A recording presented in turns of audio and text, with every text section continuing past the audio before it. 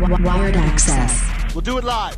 Wired access. Do it live. Wired access. We'll do it live. Wired access. Welcome to another edition of Wired Access Podcast. I'm your host, DJ K-Dub Omaha. We are a Hurrdat Sports production. Remember what's going on right now? The Supernovas here in Omaha. Come on. See what I mean, man? I got to read and I hate it. I just like going, man. All right, here we go. Welcome to another edition of Wired Access Podcast. I'm your host, DJ K-Dub Omaha.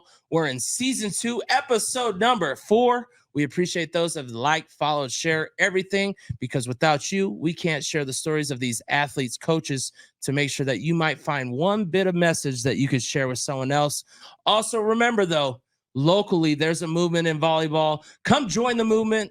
Sweeping across the United States, it is the Major League Volleyball team, the Omaha Supernovas. There's still single tickets available at supernovas.com.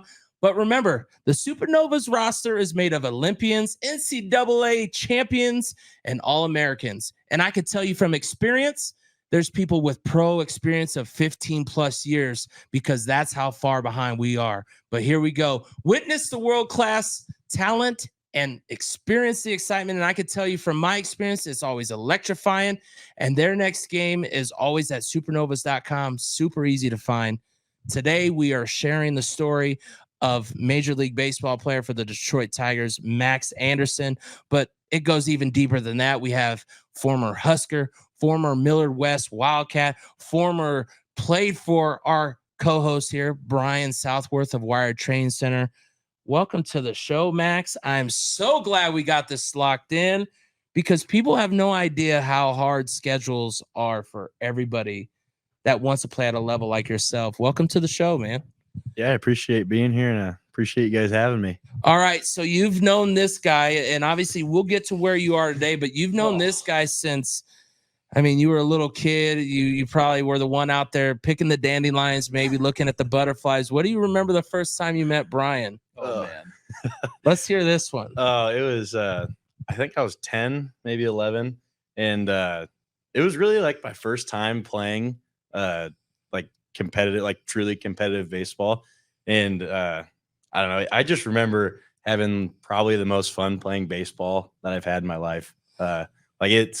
It was just always a good time when we went to play and made baseball fun. All right, we're reversing it. Brian, what do you remember of this guy here? I mean, he's a grown man now. He's someone that your kids look up to. I mean, and that's what you like when you've also had a touch in Max's life. Yeah, I mean, gosh, the youth baseball world's crazy. And all his kids are coming and going. And I think we had one of his best friends on the team, and Matt, right? Mm-hmm. And they were pushing really hard. It's like, hey, we got to get this, Max kid. He's really good. Then I go watch him. He's playing like single A baseball. I remember this for like the Millard Wildcats, right? I believe. Yep. And like this dude's like 9 years old, like banging him off the fence. I'm like, okay, yeah, we need to get that kid. And I think it took a couple of years. It did. I think it was like, oh, I want to play one more year with my friends. I'm like, I have your friend. Yeah. Your friend's on my team. So you can come to our team, right? So no, I mean, Max is just a unique talent. I mean, we could go through, we've traveled the country together and done all that, and it's a blast. But dude, he is just hit at like every single level I've ever seen him play at. It's incredible. So when you think of back in that first time of even just getting the travel ball, what's the number one thing you remember about that? Oh man, smiling. I mean, as easy as it sounds, just like smiling when I'm playing baseball. That's always been like a big thing for me, and I feel like that's kind of how we, like, when we were, I mean, growing up playing with like, I still call him Coach Brian, but with you guys, it was just always just smiling and having a good time. And I think that's kind of instilled in like all of the players that were on that team kind of growing up and that are still playing now. Like, you see any player that's coming from our team, like they're smiling still playing baseball in college. And I mean, if I ever lose that quality of baseball in me, then I mean, that's when things start going bad for me. I like that you brought that up. You remember that as a young kid. You remember that's your first instinct. How calming of a sense is smiling for you?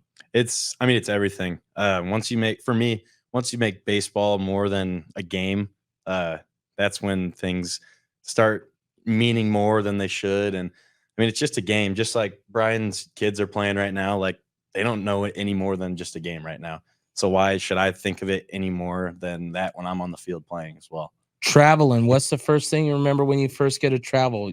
First, we'll start with parents' responses, because that changes, right? When you go from just a level or A, right, and you're trying to go up to higher, it's different on parents too. Like, their mindset.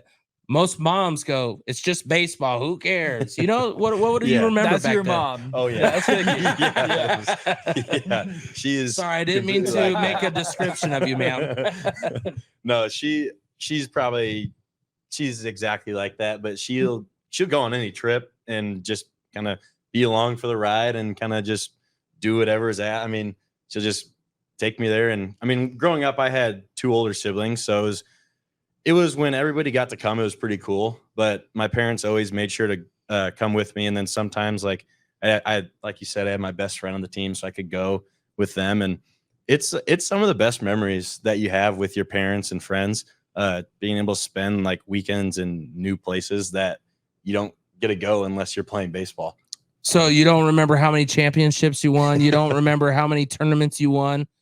What was your fondest memory? It wasn't many. Let's be honest here. We probably didn't win that much, but we won our fair share. We tried to push the envelope with who we were playing and stretch that a little bit. So. Yeah, we never played bad competition. No. We were always playing the best of the best. And when you think of that as you're growing up, did you play other sports at the same time that you're playing select baseball? Oh yeah, I played every sport possible. During playing select baseball, I played football and basketball. And then growing up, I played like in high school, I played basketball throughout high school. And then before I got to the Cardinals and before I started playing select baseball, like even at the single, I played 4 or 5 sports, I think. So it was just get into as many sports as possible for me. Was there another sport that you wish you were better at when you were younger that you wanted to be before baseball, or was baseball the one that grabbed your attention? I mean, there wasn't one that I was better at for sure, but I probably wish I might have been better at hockey. I really loved hockey for a weird reason. Nobody in my family played hockey, but like I just think it's a really cool sport. Pretty sure you got hurt one time playing hockey in someone's basement and missed some baseball for that. I did. I definitely did that. So that was kind of where my dream went out the window. Now, what kind of hockey are you playing in the house? I mean, did you guys, all right, we're going to go ahead and get the deep freeze ice first. We're going to put that down, add a little bit of water. We'll throw on the skates, see what happens. I mean, we're on your mom's laminate floor, but we'll make it happen. Yeah, it was anything we could figure out. It was kind of like rugby, football, and hockey all kind of put together. So it's weird because like I still to this day remember, like, and especially in Nebraska, baseball gets canceled more than it gets pushed to you're going to play it another week. They'll just much rather cancel that tournament and they'll see you next year. I remember to the day my son jumping on the bed and we're like, don't jump on the bed because baseball got canceled for rain. And my daughter had a bed frame where there was no footboard and the frame was just there. It's those metal frames. And he's jumping. And his foot went between the wall and the bed and it landed and he cut the bottom of his foot. Yeah. When you think of your accident in hockey, what do you remember missing when it came to baseball? I mean, I feel like for me, like just as a competitor, I've always been a guy that like hates to see like, I mean, I love to see everybody like playing, but I hate to see people playing like when I could have been playing. So just kind of wanting to have an impact on the game and not being able to, just kind of stinks. But I mean, in the end, it didn't affect me too much, so to say. But no, I think just from the competitive side, wanting to be out there and not being able to kind of stinks. And trying to, level having fun outside of sports and being able to have fun with your friends is always a big challenge. And it's always going to be a risk, I think. But I think it really prepares because, I mean, it's even like now, like I probably see Brian more than I even see sometimes my own wife in a week, Like when you go, that's part of your life. It's whatever you're involved with, whatever your sport you're in. And if you're not, it's hard to find that time. What was some life balances that you remember having to force through it? And, you know, some tough decisions too, because if they're not to where you're wanting to be, as you're saying, you went from single A to now going up to triple majors, trying to play the harder. Yeah. It's not easy. No, and then, I mean, kind of like I was saying earlier, like my older sister and older brother, like there'd be like weeks where, I mean, you don't see them for a while when you go on trips. And that, I mean, for that, when you can't drive yet, I feel like it's more, you see kind of everybody because your mom and dad has to take you. But like when you grow up, like when you're in high school, there's some times where you might have to miss like high school events to go on like some trips that other people aren't doing. But if you're serious about playing, you know, the next level, you got to do and got to be willing to make those sacrifices. I think is like, I mean, going back, and I think this is like great to share like your story and stuff, right? For other people. But I think one thing that your parents did a great job of creating that balance.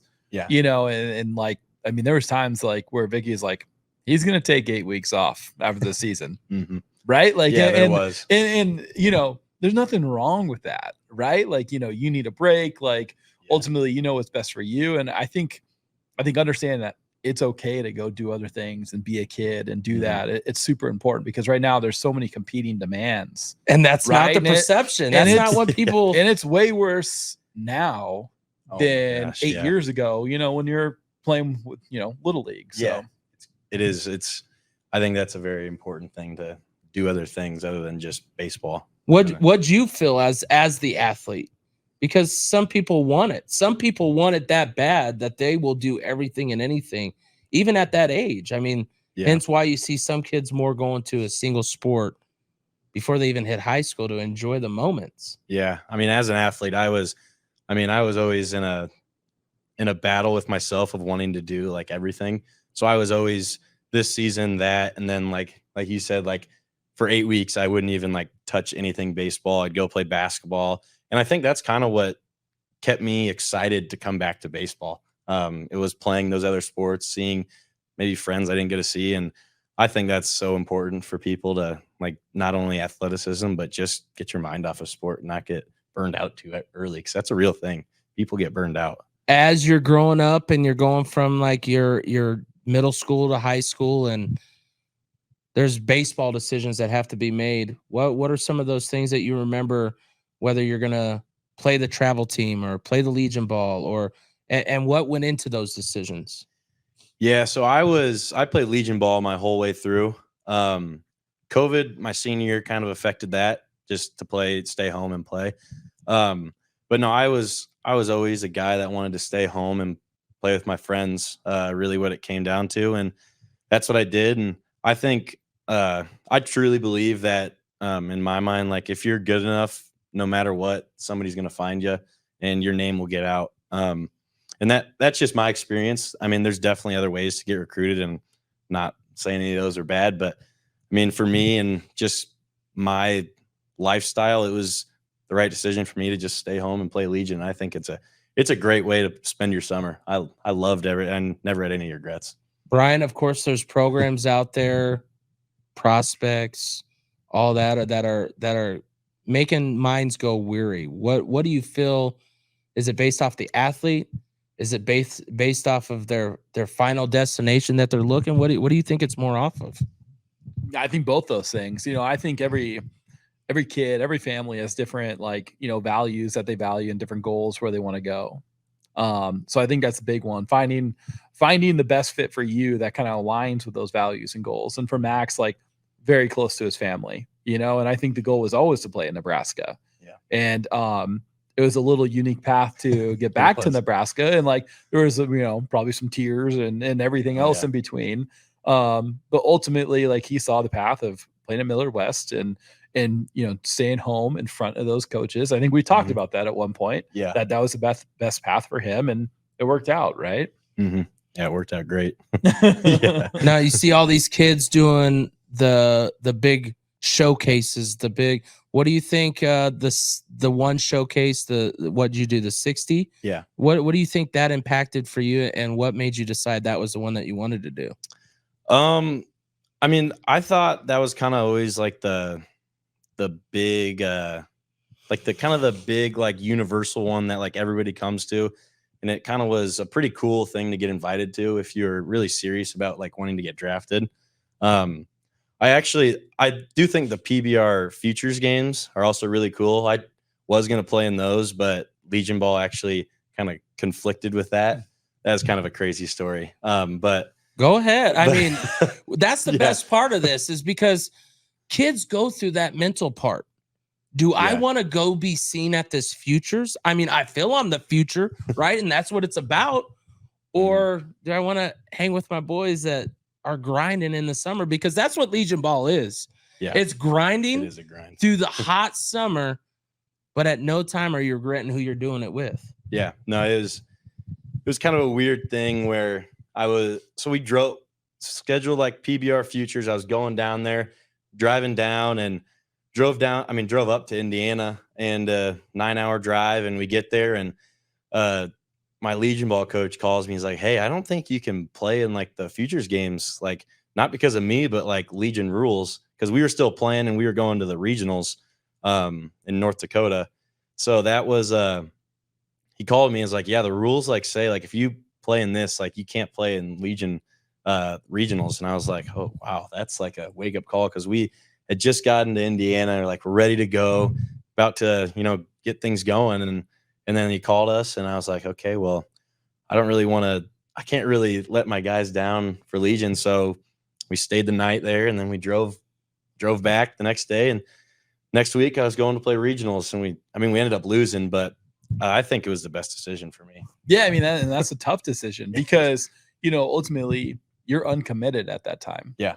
Right. I mean, so this is like someone that like is going down to play for his future, get seen. We've said it multiple times with the baseball athlete, like you're going to this Futures thing, so one coach will hopefully see you spotlight, because not many coaches are coming to see a Legion team unless they go, all right, I've already had a prospect. I know that's who I want. That's who I want to follow. Yeah. Yeah. And truly, like, like going back even like the Super 60, like you were never a showcase guy. No.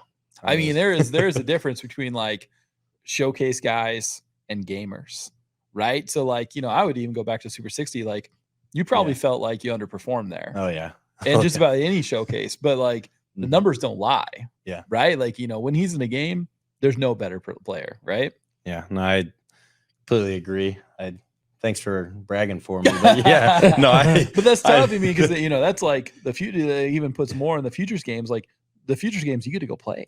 Yeah. You get to go play like in front of coaches, play games. I mean, that's what you were best at. It is. Yeah. It definitely is thinking about what you're best at. What'd you think of that 60 in your performance? What were you harder on yourself, or did you keep that smile? Because I think if I'm thinking of what he's telling me by the numbers, and you're a guy that wants to perform, you don't perform, that smile can't be there all the time. In the backside, maybe in front of us, the smile's there, but there's got to be that side that goes, man, I got to really figure this out. Yeah, no, it was the biggest thing for me was probably hitting, and I didn't think I did my best hitting. And I was good for me that I was the first thing that we did, because the next things I did were a lot better than I thought were going to happen. And then I went up to my parents, and they were saying, "Well, good job out there." I was like, "Oh, maybe I didn't do too bad. Maybe I didn't really do that bad." And no, I'm always gonna want more, and I feel like that's kind of the way you got to be. Is just always wanting to be better than what you did. High school, you're going through the process recruiting. It's not the same as anybody's. Everybody's is different. What's the number one thing you remember back then? I just remember, for this whole recruiting process, the craziest thing to me is I went to a Arkansas camp, and I think camps are like the best thing, going to college camps for guys, not only that are playing Legion, but just to get your name, like, you're going to get your name in front of that college, if that's the college you want to go to. But I went to this Arkansas camp, and I had probably like 2 doubles off their like top 2 recruits that were coming in, and talked to the coaches after the camp. And I got back in my car, and I was like, so like, Dad, does this mean like I'm getting recruited by them? And I just remember like I was so blindsided and like didn't know what was happening. I was just a kid playing baseball. Kind of like when you got me, I just didn't really care about anything else. I mean, other than me asking too many questions. But There was a lot of questions. Well, we can go into that sometime. Yeah. if you want. we for sure will. When it comes to Arkansas, was that the Van Horn connection? Was that why you chose to go to that camp out of all? yeah, he's connected to Nebraska, and then there's also a kid from Millard West that was committed there. He ended up going there, but he got drafted, Cole Stovey. So then I kind of figured like, oh, maybe they see that name and they just look like take an extra look at me or so. Millard West, Nebraska. We got a connection. Yep. You're recruited and you're planning on Texas A&M. How's the families? Just their thoughts on that first. Yeah. I think they were kind of, I'm just all aboard and, all gas on that. My dad was, he was ready to actually buy an RV, to RV down to all the games. And my mom was like, when you say RV, hold on. Any select baseball player parent that might watch this episode, when you start at 8U, you think I'm talking crazy? Buy an RV. If you think travel ball is your thing, I wish that we would have done that because that would have beat out any hotel that we would have done. Always talked about doing it. Dude, you still have time. Your kids are young enough. The issue is the memories are made at the pool. You're right. Yeah, there's, If you think about Max and I, we traveled everywhere. I mean, we've been to Phoenix, Yeah. Colorado, Cooperstown, everything. yeah. You don't remember how we did at any of those tournaments, do you? No, you could ask me about a game and I wouldn't really know. You It's don't just- remember Cooperstown? Come on, man. Well, Cooperstown, there was Not probably the games. There's I probably, remember yeah, like- one game there. like but maybe like 2 or 3 memories from the games, but there was so many outside memories that we had there that were nuts. You just remember the times that you're having fun, like being a kid. And I think that's the awesome part about travel baseball. that's the tournament we had to put Max on a question limit. Max was It's- only allowed to ask 3 questions a day Mhm. because, is very structured, want to know what we're doing next. And I think that kind of shaped maybe his future a little bit. How selective did you become on that once you got? Because parents are sometimes, don't get me wrong. We always go, all right, we don't need you to ask why. We don't need you to ask why. But Brian sets a limit. What was that? Like, do you even remember that? Oh, I do. And I think I asked 3 questions at like 9 a.m. in the morning. And I just, and then I was like, There goes my day. It was 3 questions. In Cooperstown, you're all staying in barracks. Like all the Uh-huh. kids stay together. It's like, Max, we're not going to forget you. Like, we'll let you know when you have to be there. But it was like, you got to ask 3 questions a day and that's it. So when he'd come over, he's like, hey, coach, I'll be like, hey, before you ask this question, I want to know, is this worth one of the 3 questions you're going to ask today? And then there was a couple times he'd like look up and he'd be like, nope, okay. And just walk away. If I was you, Max, man, at one time you're just gonna have to magic genie Brian and just go, give me my 3 questions. So your parents are buying an RV, you're going through all these experiences. That was your dad's thought through Texas A&M. We'll jump back on that. And yeah, he was ready to go. And it was just like nothing. Nothing was going bad. And then, kind of the same thing happened for everybody. COVID just kind of ruined a lot for a lot of people. And I kind of go back, like I could point fingers at a lot of things that happened, but like in the end of the day, nothing really probably would have changed if COVID doesn't happen. So that's always a good person to blame, so that I'm not pointing a finger at anybody or anything like that. And I don't think it was really anybody's fault, except, things didn't roll in my way that time, and that happens. That's life. Brian, what do you think was the biggest thing that Texas A&M made some decisions? Was it just a lack of because different states took it differently. Yeah, it's tough. And, it could have been like, like things that Max did to lead to those decisions, but truthfully, it's just, we have a whole class of kids that now have the opportunity to come back and play one more year of college baseball, and decisions had to be made. And ultimately, like, there's like a little coaching change, right? Yep. And so not necessarily the guys who recruited him, like, so, it's just different. You have to make a decision, but ultimately, like, I know, like the goal was always to play at Nebraska. It was. And I think kind of bouncing off, like, as a older, I mean, not older, but like older than college, out of college now, like I always think a lot of high schoolers might commit to the name and not really like your dream place. And Nebraska was always my place, like always. And I always wanted to go there. And then kind of you get playing and you're like, oh, maybe I could go here. Maybe I could go there. And you kind of forget like what your dream truly was. And I think, I mean, I always say this, my mom's always saying is like, somebody was looking after me and made the decision for me. And I might've not liked it, but it worked out. It worked out in the long run. Great. Yeah. What do you remember just of that decision coming to you? Yeah. Oh, it was tough. It was in the midst of school online, or what? It might have been the summer actually. But we were a month out from you going to campus. Like I had signed up for classes, got my housing all figured out. It was crazy. And I get a call, like it was like, hey, we basically just saying, hey, we don't have like room for you here.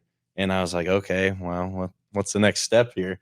And I mean, sure enough, like news kind of got around in Nebraska. And then like 24 hours later, I was going to Nebraska. And I mean, I had a bunch of coaches in Omaha, like that helped me out and, you know, made it so it could happen for me. And I had this crazy story now, but so Aaron Polinsky, who was at Nebraska, and I hit with him now. He's a pro baseball player as well. From Papio South? Yeah.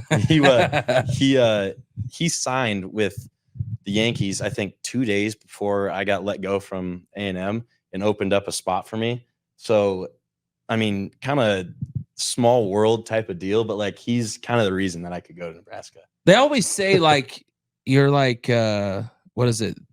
6 points away from like your next connection. Like you don't know, but it's like something dials it up to where it's boom right there. Yeah. When you think of your first moment, you've already talked to your parents. Who's the next person you called about this change before you got the offer in 24 hours? Because in 24 hours, I can almost guarantee you were counting down every minute to know what you were doing, what happened through it. I think first I called my friends, like the two guys that were closest friends on the Cardinals are the guys I talked about everybody. I mean, talked to everything about is Matt Pleiss and Tristan Gomez. And right away we went and we just hit, like take out some anger first.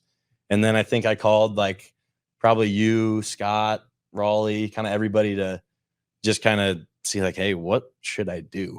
Like, Brian, what do you remember of that? Like, I mean, this is a life-changing moment, right? I mean, and you're like, I've never done this. I've never been that guy. Yeah. So it was tough. You know, you hate to see, I mean, you hate to see a kid like their plans get changed because as an 18-year-old kid, you know, that's a really hard thing to overcome. You know, that was probably the most difficult thing he ever had to overcome at that point in his life. You know, as adults, we look at it as like things change all the time. We have issues, right? Yeah. But like as a kid, that's tough. You know, but ultimately, like knowing Max, like it was a blessing because you know, and a lot of people don't know this, but you didn't have the opportunity to go to Nebraska when you made that decision to go to Texas A&M. So, but the ultimate goal was to always go to Nebraska. So, you know, I looked at it as like, man, it's easy to get caught up in this, but like, this is the best thing that could happen for Max, you know, for a decision where he didn't have to make it. It was made. Yeah. And now, you whelped in it, but then you're like in the lot, you're like, okay, that it was made. And there was a connection that Brian kind of talked about, but how does Texas A&M connect back to Nebraska? What was that connection? Yeah. So, I mean, every coach that I committed to at Texas A&M and I ended up playing for at Nebraska, which is wild. But I mean, that connection kind of was always there with Coach Childress. And then Coach Bolt coming back to Nebraska, he always kind of knew I was there, like in Nebraska, but out of respect to Coach Childress, he was never going to recruit me. So that was just kind of never a thing, never an option. And then when that whole thing happened, I mean, I got a call from probably everybody on their coaching staff in like 12 hours. And they're like, yeah, come here. And I was like, okay, like it's easy. And I think I had like a few other teams that maybe were calling, but I was like, okay, there's no point to overthink this. Like we're going to Nebraska. Like, this is just, it was awesome. Social media, it's a thing. It's a big thing. of course, you're living in the moment, you're living in everything, but you also have possibly some doubters. How do you situate between social media and who you got to be for the team that you want to be? Because a lot of people will go to SEC because they want to win. They want to win big. I mean, how did you distinguish between the two? I think social media kind of goes back to like what your beliefs are and kind of what we were talking about. Like if you believe like my beliefs are with like my family and friends and very strongly. And as long as like I'm talking to them and people that I trust, like I can talk to them and don't really care like what the people that don't know me are saying.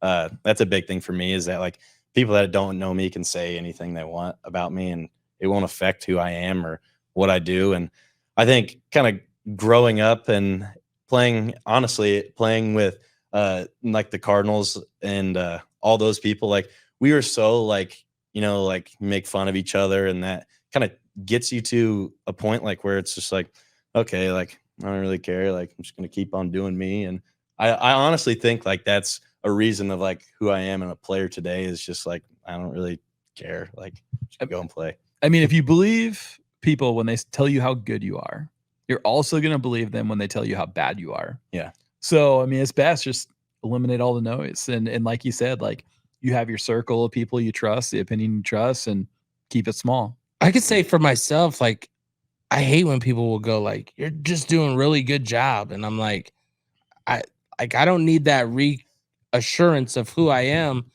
But then you're right. Yeah, if something goes the other way, it hits harder. Or else you're like, man, did I not do as what I was supposed to do? Did I mess up?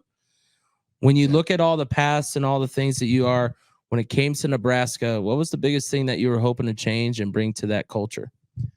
I mean, just to have fun, I think, and kind of just the not care like mentality.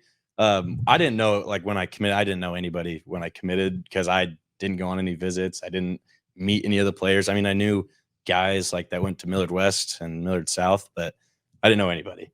And that first year, like it kind of just seemed like people just were like playing like it was a job. And like for me, like I mean, it may have resulted in me running probably a little more than I wanted to. but I mean, I feel like our guys, like our shortstop, he always got on me.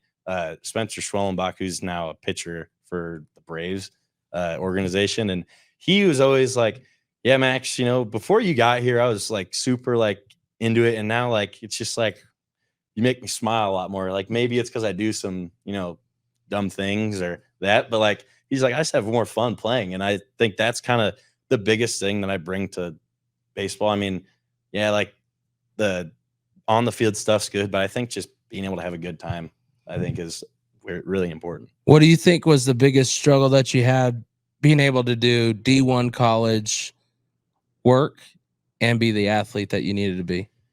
Yeah. It's definitely tough to balance all that. COVID honestly probably helped us as a freshman because we had every class online. So we didn't really have to go to class necessarily. We had to just log on. And that was probably good and bad. I was going to say, that would not be good for me. That's my very first experience back in the day was online. And this was back in 2001. Like that was my first thing, was trying online, and it was a failure. Like I don't know how, and I say it all the time. If Xbox was a thing before 2001, I would have probably failed worse than I thought I would have failed in high school, because of that's what grabs your attention. That's what you put and there's no result in it, but that's what would take the attention. Yeah. I mean, it was probably, I don't know if I necessarily was locked into school as much, but I don't know. It's always going to be a challenge. And if you don't make school a priority, then you're not going to be able to play baseball. I mean, that's as simple as it is. Like if you don't handle your grades, then you can't do what you love to do, and that's play baseball. Did you have that aspect already in high school? Were you a good honor roll student, or were you? I was a good student, but not like my parents always got on me. They were very big about that and always made sure I had my grades done, or else it was I couldn't play baseball, just like, you know, when you grow up. So they kind of instilled that me when I was young. They might have used me a little bit to talk about some grades as well. Mm-hmm. Oh yeah, there was definitely some talks for. I think me and another kid on the team always had some trouble about wanting to do school.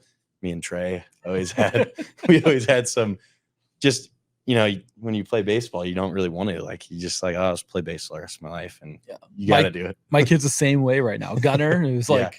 I mean, literally, like, he's been with him at like since birth, but he tells me, he's like, Dad, I only go to school because I know I have to play baseball. He's 10. He's 10. I'm in trouble. You are not in good. trouble. You are in trouble. Spent too much time around us growing up. I know. You think of your college time there. What's your number one takeaway just on the student life? I mean, you grow up a lot in college. I think it's a very big growing point, just in life for anybody, even if you're not playing sports. As a student, like, being able to go there and just live on my own and fail like a bunch was great for me. And then not being able to like have somebody to, I mean, I had people to I could rely on, but like, you can't just kind of get bailed out by anybody.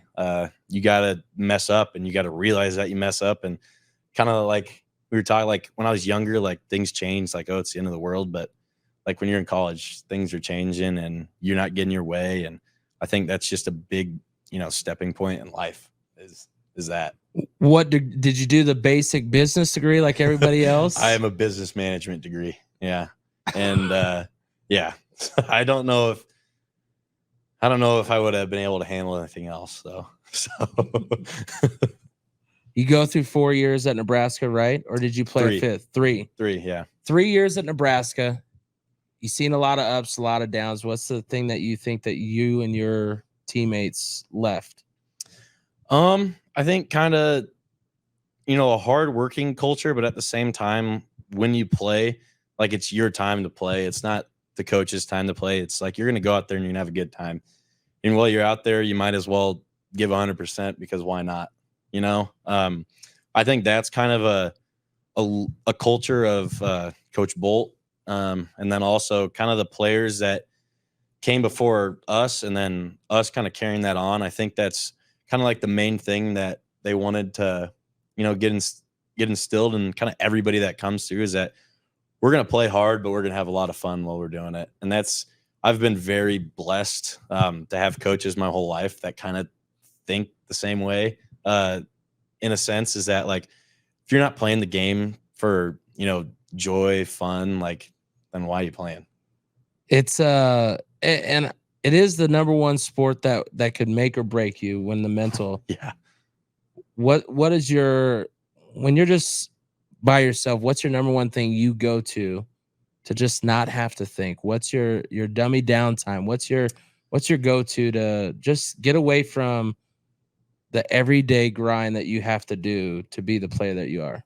Yeah. I mean, honestly, kind of like you said, it's probably video games. And it's also a way you can talk to you can talk to all your friends while playing video games. So it's a way to hang out with your friends and not having to like drive over there or think about any baseball. And I lived with two guys that were on the baseball team and then one guy that was on the baseball team. And personally, I think that was the best thing for me, because when we came home, like, yeah, like sometimes they give us some crap about a game, but like you could go there and not talk about baseball because they didn't want to talk about baseball. And that was great. That was great for me, I think. Brian, how important do you think it is sometimes to separate from the game, but not beat yourself up for doing it? Yeah, I mean, it's tough. There's a lot more failure in baseball than success, right? So 1/3, right? You're only doing you're batting a 300. That means you're hitting 1 out of 3. Yeah, I mean, being able to separate, like, you know, what type of person you want to be, you know, what type of friend or, you know, son compared to like what type of baseball player you want to be. I mean, it's great to be able to detach those and, like, you know, no, one does not define the other. Yeah, that's always a tough one to. I mean, like, that's like the biggest point in baseball is not letting baseball affect your outside life. And I think it's hard. Yeah, and It's a lot of people definitely can't hard. do it, you Yeah. know, and I mean they'll be taking those at bats at home with them, right? yeah. Like, so it's tough. And when you think of what told you that the next level is prominent for you, what was some of the things? Obviously, the success on the field is one thing, Yeah. but you also got to know it in other aspects to say, this is the route that I'm going to go, and I'm ready to take the next adventure. Yeah, I mean, I think success on the field is huge for that point, but just like for the love of the game, because you can't really go far in baseball without loving it. Like you're playing 140 games in the minor leagues, like you can't not love baseball and do that. Play every day, like they're drafting you so that you don't get hurt, and you're playing 40 games in the minors. Then when you get up, the the saying like best abilities availability, like they're drafting you to play that. And if you don't love the game and like truly like early, like you got to be able to separate that after, but you got to love the game and be able to love, and the people that are around you got to love you for putting all your effort into a sport and a game. Really, You talked about some connections you have, obviously Aaron from the Yankees. What was one of the things that you might remember of him telling you as you're going through some of the process he's been through, been there, done that? Yeah. I mean, he's given me so much information that's helped me, and like just a lot of from like the mental aspect of things. And the two guys that I hit with, they both are married and have a wife, but I don't. Okay, ladies. Don't worry, I'll clip that one out. But no, he's been awesome. Just to always remember, there's always another day. Like you're gonna have days, like no matter how good you are, you could be the first overall pick, you're gonna get beat up in minor league baseball. Like these guys are good, and there's 140 games left. Like you're gonna have time, and you're gonna have a next at bat. You're gonna have a next pitch. Like don't think about it too much. Like you're gonna have another chance. But he also has to put a reality, you have a chance until you don't, right? Exactly. And then when you look at everything that you're experiencing, how do you distinguish? Because of course you went from the love of playing for Legion ball, that's what you wanted to do. You got your opportunity to play at the love of Nebraska, your dream come true. Now it's a business aspect. From your coaches, your teammates, you're taking their reps, you're taking their sets. How do you grind that all together to know that I'm going to be who I am, but I also sometimes have to have a dog in myself to be at the top of the game? Yeah, I mean, I don't think people understand like how different college baseball is than to pro ball, where it's been team based your whole life, and it's been like be a good teammate, support each other. Yes, compared to pro ball is like, dude, you have to be better than every single one of those people, so you can move on to the next level. And there's definitely some, sometimes there can be some issues there. There's definitely some people that will butt heads about that type of stuff, and it's tough. It's not easy to get out of that form, because I was always a guy that's just playing to win, like not always like playing for stats, just want to win. And it's tough to, I mean, you still want to win, but like you said, like you're competing against like 30 or more other infielders to get up to 4 spots. Like it's a tough thing to distinguish, but I mean, that's what makes the guys that can do it. That's why they can do it, is because they can keep the team aspect while also competing against the guy right next to you, like saying like, well, I mean, like, yeah, it didn't work out for you, but like I gotta keep on going. Like, I'm sorry, but you got to keep on going. All right, I got a question as you're going on this. Got to keep going.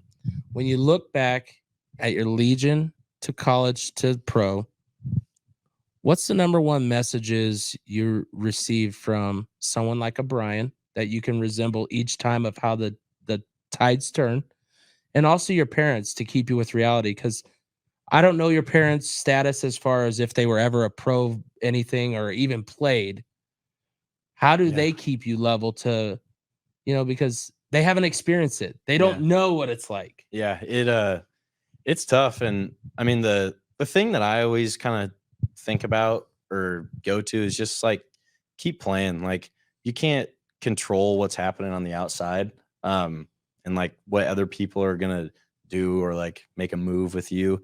And then like the biggest thing I think also is like I never thought about myself of like what levels like I could get to, but I always had goals. I always had goals. Like when I was going into high school, I set the goals like I want to be on varsity as a freshman. Like it's just gonna happen. And then I was like, I'm gonna go play college baseball. And I was like, it's just I just kept on setting goals, and I didn't know how good I was or how like you don't really know like where you stack up as a player when you're playing. It just kind of happens. And I think setting goals and then not letting anybody on the outside get in your like tell you that you can't go there. Like you're always gonna have a shot. I feel like if you give everything you have and really put your heart into something, like you're gonna have a shot at it. Do you remember the guidance your parents provided through these processes? I mean, yeah, they're always in my corner. There's never a time where they told me that like I wasn't good enough or I wasn't like able, or like even when I told them I was like, I'm gonna make varsity, they're like, well, I mean, the last person to do that was a little bit ago, but I mean, you can definitely be the next person to do it. And I was like, well, maybe I can. So knowing your parents a little bit, there might have been like a lack of advice for them. Yeah. And I think almost that might have helped me and kept me in the dark, because I was like, I don't really know like what I'm getting into, but I'm just playing. I'm glad you brought that up, because I mean, one of the biggest things that I love about what we do is when we do get this story out to an athlete is like, there's no book for the way it is. Like, but I could tell you as a parent, when it came to sports, I was more of talking about it instead of just letting them go through it. Yeah. And then us just talking about it in their way that they want to talk about it. You think that, no, this is the way I got to talk about it. We get in the car, we got to talk about it, even though no matter what every book tells you, don't talk about it within 24 hours.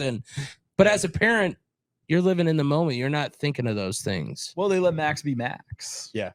You know, when it comes down to it, and they let Max, I mean, every decision was not like they're making the decision. I remember like our conversation was like, it was you making the decision. Yeah. Right. And I think that's very valuable for some people, because that's like, I mean, if you make the decisions for your kids, like I think about me, like, you know, I probably would want to do something different, you know, than what my parents would tell me to do, just because they told me to do it. Right. Yeah. And I think that's what the parents did a great job. And I think it's okay for parents to know, like, let your kids make the decisions, you know, I mean, because they're going to have more buy-in if it's their decision than if you're forcing them to do something. Yeah. I completely agree with that. Yeah. All right, we get to the big time of going, when I'm going to go from college to pro. What was that thought process for you? Who was kind of the guidelines behind it? Who was the one kind of saying, this is your route, man, here we go? Yeah. I mean, it really wasn't real until like kind of halfway through junior year. I mean, I had a thought like it could happen, but like you don't really know, kind of like I was saying earlier, like you don't really know like if you're good enough until it happens.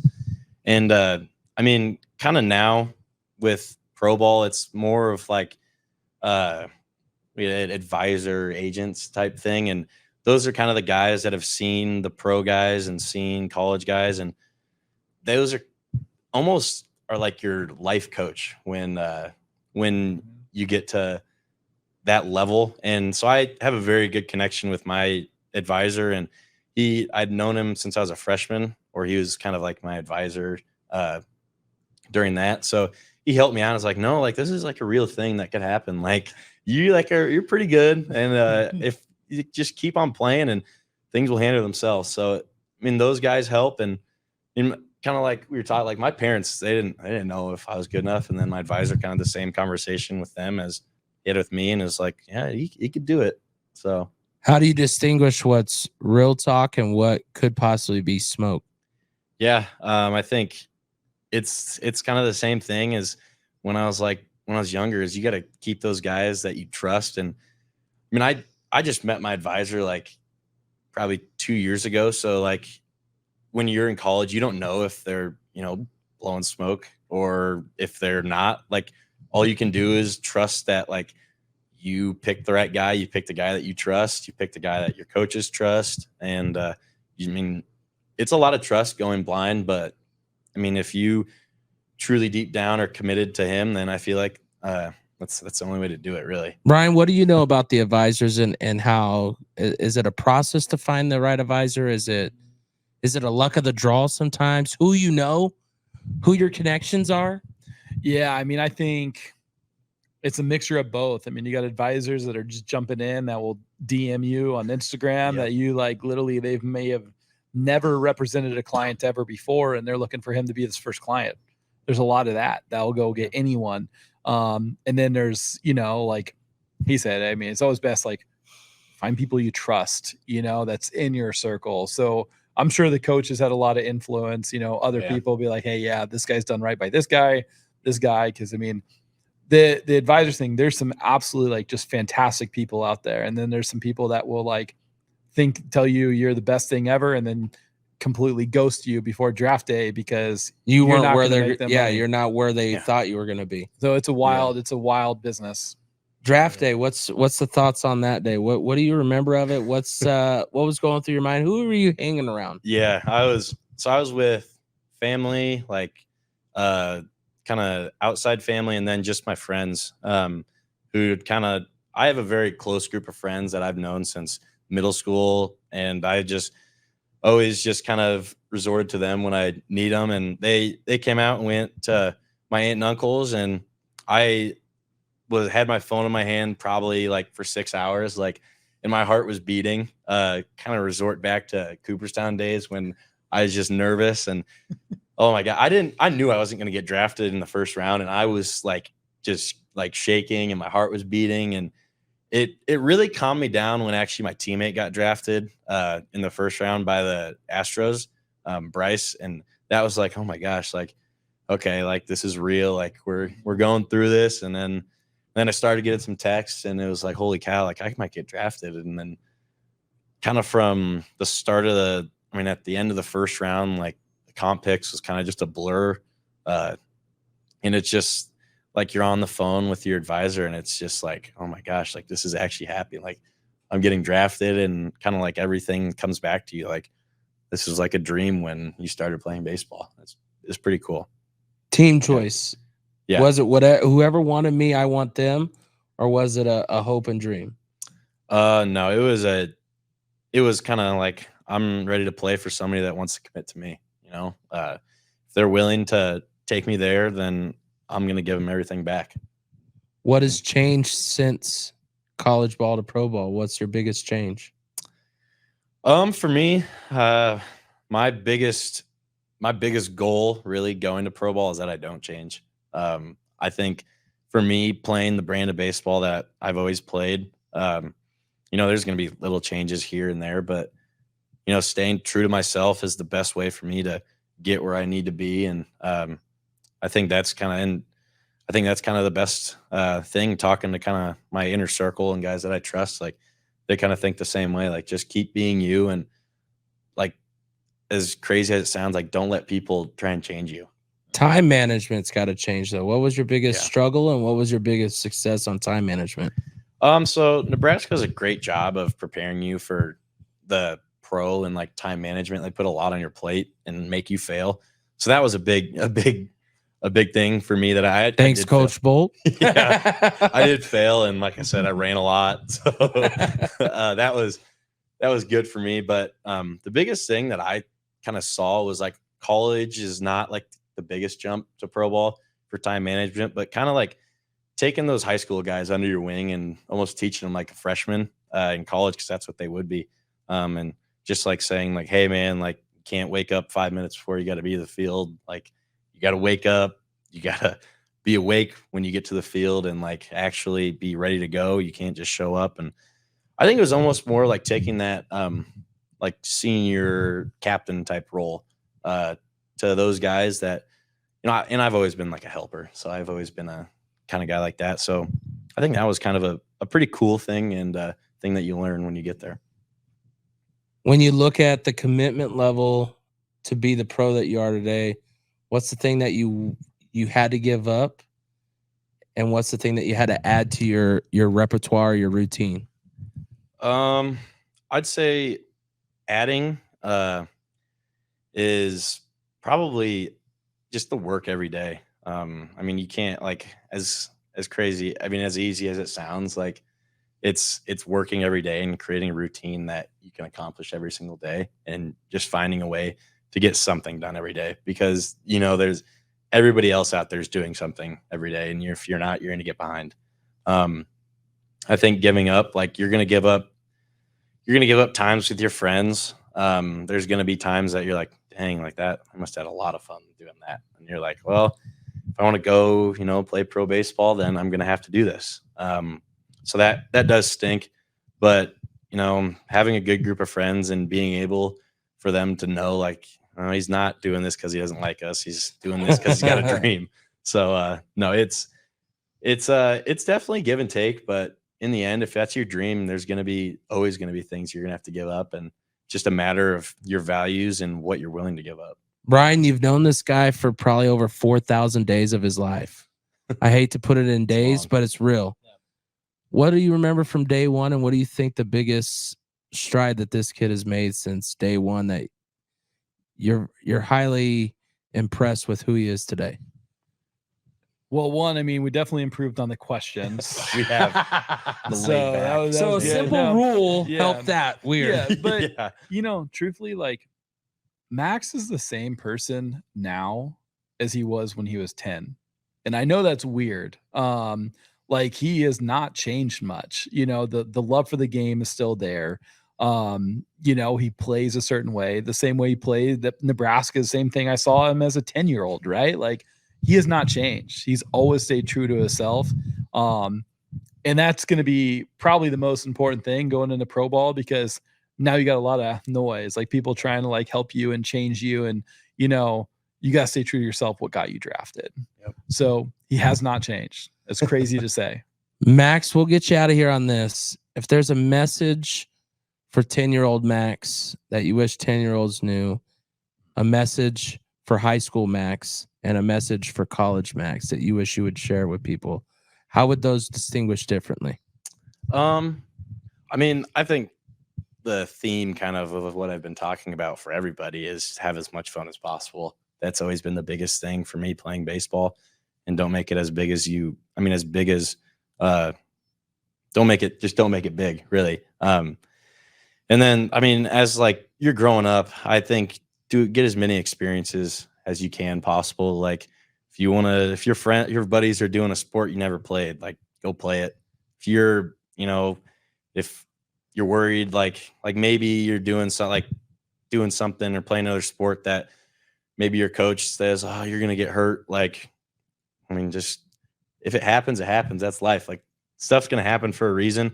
I think in my mind, going and having as many experiences as possible is only going to be a good thing for you in any sport you try and play. It's going to make you more athletic. So I think that's big for me. It's just have as many experiences as possible. And then in college, like kind of the same thing, have a smile on your face while you're doing everything. I mean, you're going to fail.